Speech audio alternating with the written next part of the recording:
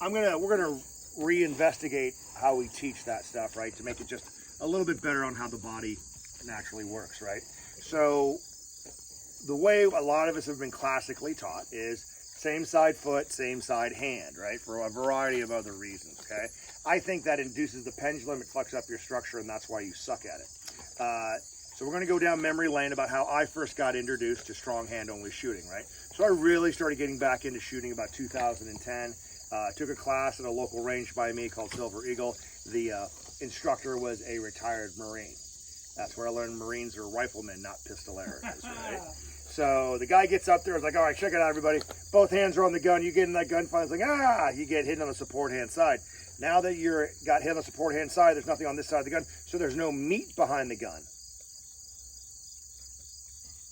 Sir, there's still meat behind. Don't you fucking argue with me. I'm the goddamn instructor. Oh, shit. My bad, bro. We're also 5'5". You should remember that. Anyway, so what you need to do to get meat behind the gun is put the same side foot behind the same side of the gun. Now there's meat behind the gun. Sir, there's no meat behind. Hey. I go, hey, dude. This ain't the core.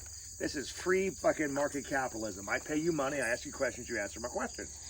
Like, large Asian man, can you shut the fuck up and do what I'm telling you to do? I'm just repeating shit I learned in the Corps. I'm like, all right, man, go ahead. I hate this shit too, right? So I just did what they told me to do. And then I noticed everybody did that. Lowly NRA instructors all the way to high level competitors, they always switch their feet. And I asked them, even though I was doing it, I would ask them, like, why do you do that? And they would go, because it's better. And ever since then, I was just like, that doesn't fucking make any sense, but I hate this shit, so I'm just going to do what you tell me to do, right? So I'm teaching about 4 years ago, Janesville, Wisconsin, the police department up there. I'm teaching Saturday, Sunday. My buddy Bill Blowers is doing his SWAT team workup with him the week before. He's teaching tac pistol Thursday and Friday. He goes, hey bro, why don't you come up a little bit early? We'll hang out at the Victos compound, and then you can give me feedback on my class. And I'm like, hell yeah, bro, let's do this, right? And he goes, all right. So we get about halfway through TD1. He's like, all right, guys, we're going to shoot strong hand only. And I'm like, hell yeah, sooner, not faster, right? He goes, Jedi, what the fuck you doing switching your feet like that? I said, getting meat behind the gun? And he goes, dude, you're not going to switch your feet in a fight. Don't do it here. This is a fighting class, right? I go, how you know I'm not going to switch my feet in a fight? He's like, dude, look at all those videos out there, right? Off-duty cop picks up his dry cleaning, gets into a gunfight, never drops his dry cleaning, right? State trooper writing that ticket, gets into a fight, never drops his ticket book or his pen, right? So you honestly think you're going to do this? You got me. But I got something for you. Okay? You're not going to do that in a fight. Don't do it in practice either. And I'm like, okay. So the way we're gonna do it, right, is we're gonna set it up freestyle, right?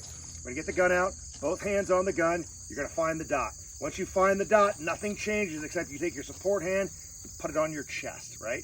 To be honest with you guys, I don't care where you anchor your support hand. Just anchor it somewhere so it's not a pendulum down here, okay? I like to put it on my high sternum here, okay?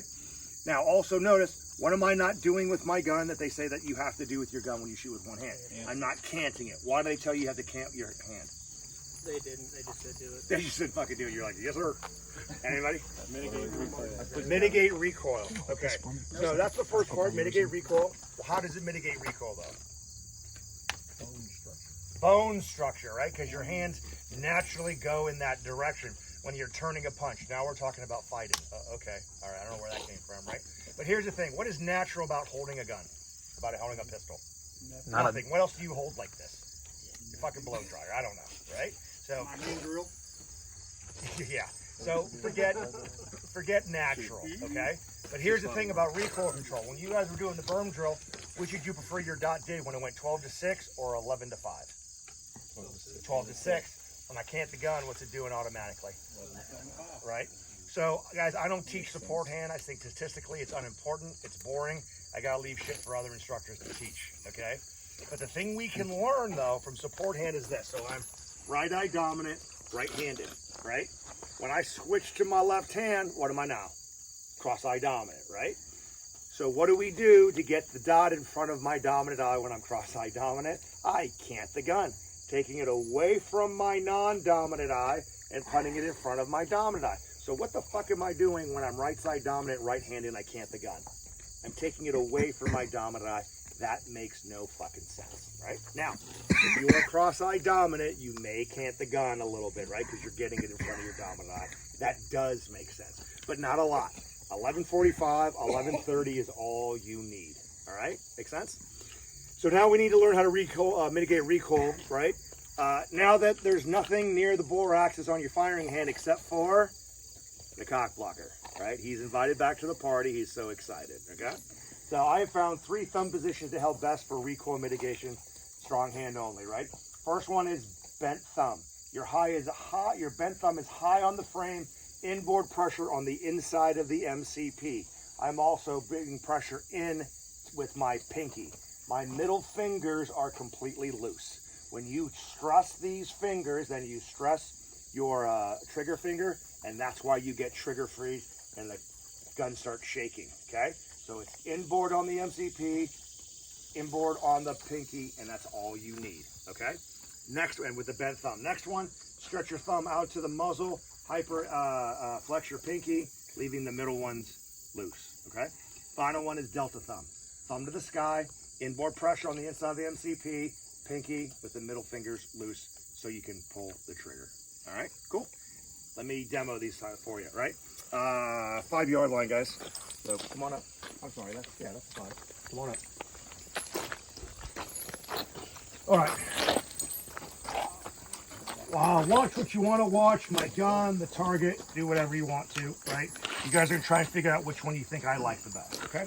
So again, both hands on the gun, right? Oops. And just like that, somebody needs to replace their battery.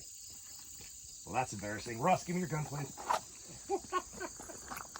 It is what it is.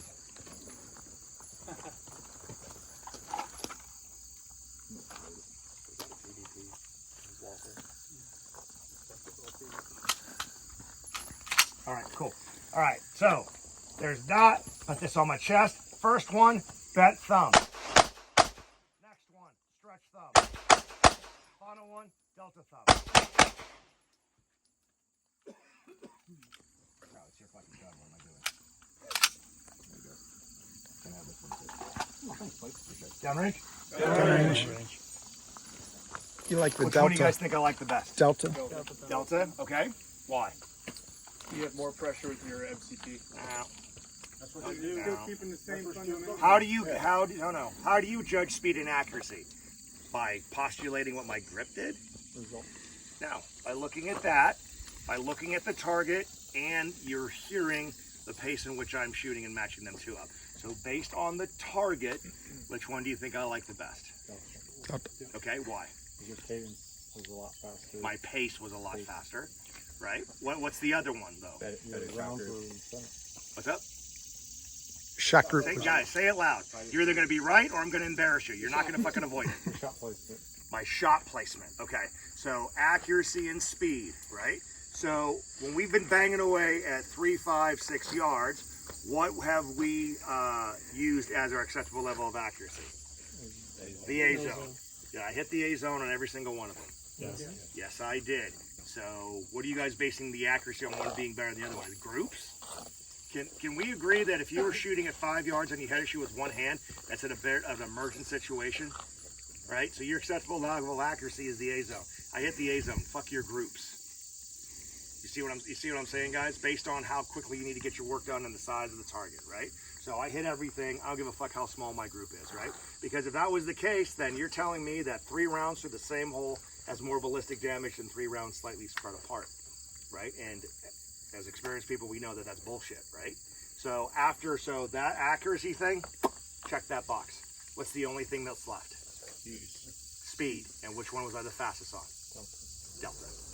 That makes sense, right? So that's me, Delta, right? You're not going to be the same. Let's see what you guys like better, okay? Cool. Relay 1.